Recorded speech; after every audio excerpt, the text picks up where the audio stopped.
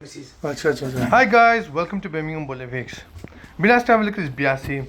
Now what happened, the customer came down in the morning and the boiler was leaking and he's kind of flooded the kitchen. The cold water inlet valve was closed, so I've opened it, I'm just checking it out and I've noticed the plate heat exchanger was leaking. So I presume that maybe the washers have failed on it.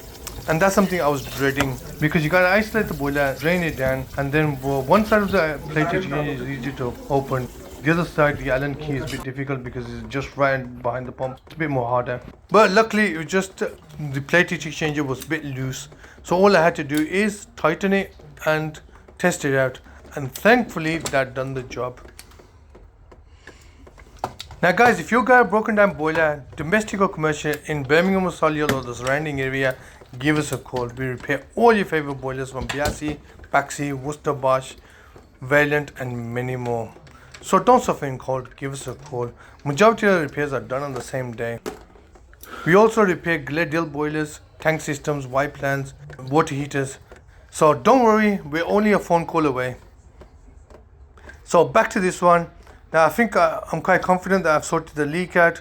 All I gotta do is now get some tissue paper or little towels and clean the boiler up from inside, dry it out.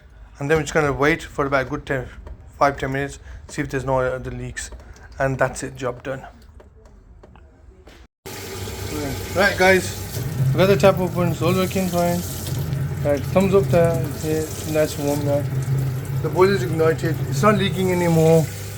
We sorted the leak out. Okay. Right guys, it's all sorted now. Hope you've enjoyed the video, and if you did, don't forget to like and subscribe. Till next time, Birmingham Boiler Fix.